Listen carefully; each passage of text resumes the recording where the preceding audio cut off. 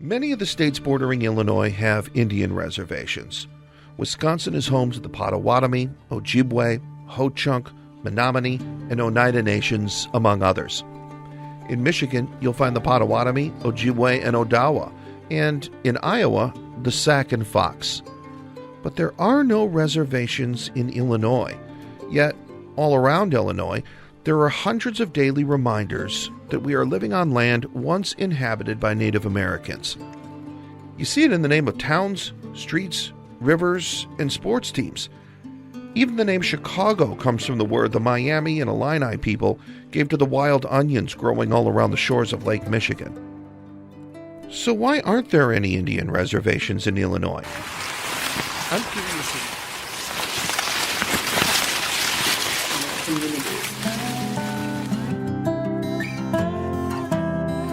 In 1803, the Potawatomi were the dominant tribe in the Chicago area, with the Ho-Chunk, Sauk, and Fox farther to the north and the west. That year, the United States bought 828,000 square miles of land from France. The geography of Illinois was such that it was conducive to farming and mining and its value as a port. I think that's the difference between Illinois and, let's say, Minnesota, Wisconsin, or Michigan, where the land was heavily timbered and much more difficult to settle for farming and other uses.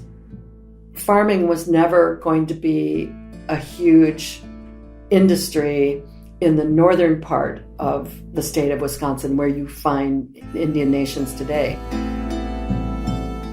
You know, that whole concept of communal usage of land versus individual private property is really a foreign concept. The Indian leaders are saying, well, you talk about these lines. You're asking us to identify the lands that are ours. It's not ours. You know, we don't own it.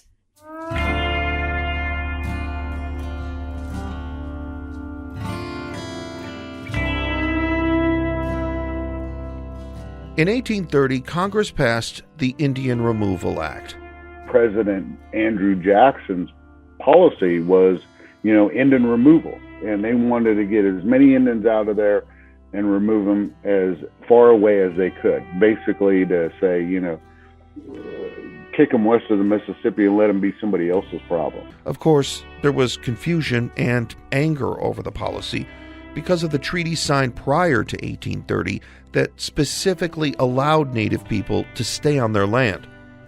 One Sauk warrior named Black Hawk challenged this policy of pushing Native Americans out of Illinois. He led some of his people from Iowa back across the river, trying to reclaim their land. The Black Hawk War intensified the fear and hatred that many white settlers felt toward the region's indigenous people. The idea of moving Native Americans west of the Mississippi seemed to take on new urgency, and tribal leaders found they had few options at the negotiating table. Which leads us to September 1833. The U.S. government called thousands of Potawatomi, Odawa, and Ojibwe to gather in Chicago. Under pressure from U.S. officials, the Native Americans signed the Treaty of Chicago, surrendering 5 million acres of land in northeast Illinois and southeast Wisconsin.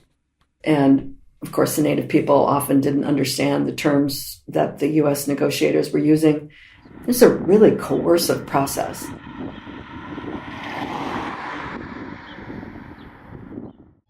Joseph Rupnick's ancestor, Chief Shabbona of the Prairie Band Potawatomi Nation, negotiated for around 1,200 acres of land for his people in DeKalb County.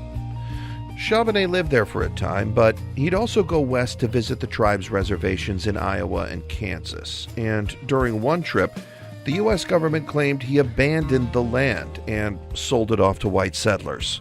He didn't abandon it, and, to kind of further back up that claim, once those white settlers were squatting on his land, he actually tried to sell it. And it went all the way up to the president where they said, no, you can't sell it. This is your land by treaty. But he couldn't occupy it again because of everybody else that was living on there. He fought for that land his whole time. My grandparents fought for that land. My mother, who was chairman, fought for this land too. And so we've been trying to battle this for, 170 years.